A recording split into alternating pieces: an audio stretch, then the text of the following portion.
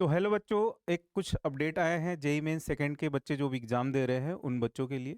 तो उस पॉइंट्स पे हम लोग बात करेंगे। जो हमारे पॉइंट्स हैं, देखो, जो फॉर्म का डेट आया है उसके बिहाफ पे जो एग्ज़ाम होना है वो ये है कि 2 अप्रैल से लेके 9 अप्रैल तक एग्ज़ाम होगा। तो इसके लिए आप लोग प्रिपेयर्ड रहें कि अब टाइम आ चुका है जो सेकंड हम एग्ज़ाम देंगे। दूसरा ये है कि रजिस्ट्रेशन जो है 1 फरवरी से लेके 25 फरवरी तक है बच्चों।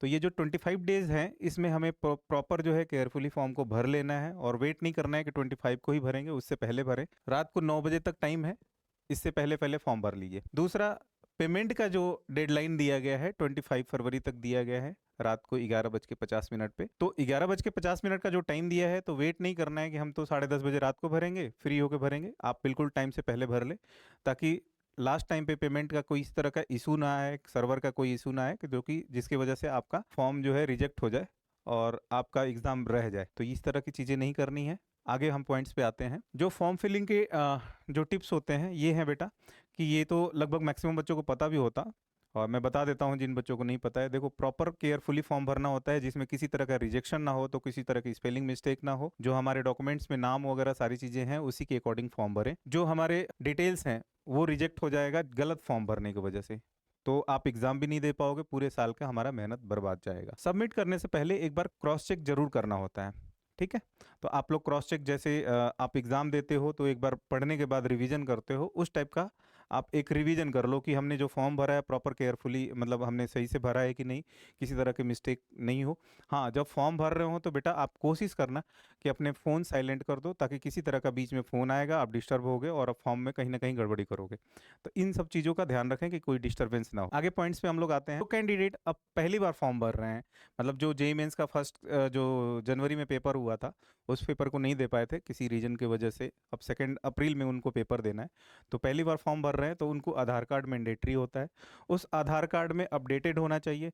जस्ट लाइक कि जैसे किसी का सरनेम में गड़बड़ है, किसी के बर्थ में गड़बड़ है, या फोटोग्राफ्स जो है बहुत पुराना फोटो है जिसमें पहचान में ही नहीं तुम लोग आ रहे हो कि कौन बच्चा है, तो उस चीज़ का भी बच्चों ध्यान रखना है कि हम अपडेट टाइम से पहले करवा लें, क्योंकि चेंज होके आने में भी टाइम लगता है। दूसरा, लाइव फोटोग्राफ्स होने चाहिए। लास्ट ईयर बहुत ज़्यादा बच्चों को प्रॉब्लम आई थी, जो फोटोग्राफ्स पुराने फोटो लगा दिए थे वो बच्चों को पेपर देने नहीं दिया गया था।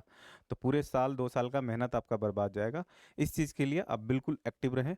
और 11th क्लास का रजिस्ट्रेशन नंबर चाहिए, जो स्कूल से आप पहले ही कलेक्ट कर लो, ताकि आपको फॉर्म भरने के टाइम ज़रूरत पड़ेगी तो वेट ना करना पड़े, किसी कारणवश प्रिंसिपल नहीं है या स्कूल बंद है या किसी रीजन की वजह से आपको फॉर्म भरने में डिले ना हो। आगे पॉइंट्स पे आते हैं बच्चों। जो लास्ट डेट होता है उस लास्ट डेट का कई बच्चे ये सोचते हैं कि अभी तो हमारे पास बहुत टाइम है, फॉर्म भर लेंगे। लेकिन क्या होता है कि सर्वर का रिस्क हो जाता है कई बार, भीड़ की वजह से सर्वर डाउन हो जाता है या क्रैश कर जाता है। तो उस चीज़ का ध्यान रखें। पेमेंट फेलियर हो जाता है, कई बार ऐसा भी होता है।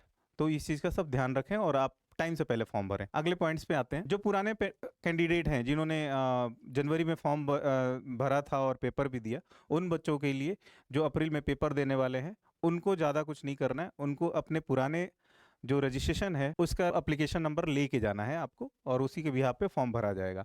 बहुत सारी चीज़ें उसमें फिलअप नहीं करनी होगी, ऑटोमेटिक वो अपडेट हो जाता है पुराने वाली चीज़ का। मल्टीपल फॉर्म नहीं भरना है आपको, क्योंकि बहुत सारे ऐसे होते हैं बच्चे की बार बार ट्राई करते हैं, उसमें कई बार फॉर्म भर देते हैं, तो उसमें क्या होता है कि रिजेक्ट हो जाता है दोनों फॉर्म, ठीक है। तो आपको मल्टीपल नहीं करना है, एक बार ट्राई करो, नहीं हो रहा है तो किसी जानकार से फॉर्म भरवाएं, ठीक है, जो इस चीज़ में मास्टर माइंड हो या इस तरह की वर्क करता हो। अगले पॉइंट्स पे आते हैं बच्चों। एक पॉइंट और मैं बताना चाहूँगा कि लिमिटेड चेंज है, उस चीज़ का ध्यान रखें। बार बार चेंज नहीं करने का सोचें कि हाँ ये चीज़ मैं पहले चेंज करवा लेता हूँ फिर बाद में चेंज करवा लूंगा।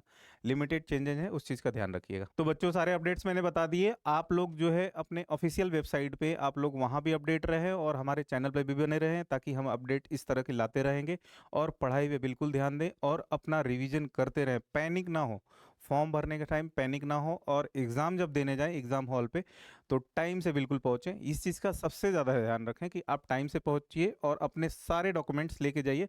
वो डॉक्यूमेंट्स के लिए भी हम फिर से वीडियो बनाएंगे आपके लिए, लेकिन जो अभी हमने बताया है इस चीज़ का ध्यान देके, और आप एक्टिव हो जाएं, अपने जो भी अपडेट्स करवाने हैं वो सारे डॉक्यूमेंट एक्टिव कर लें। ठीक है बच्चों, ऑल द बेस्ट।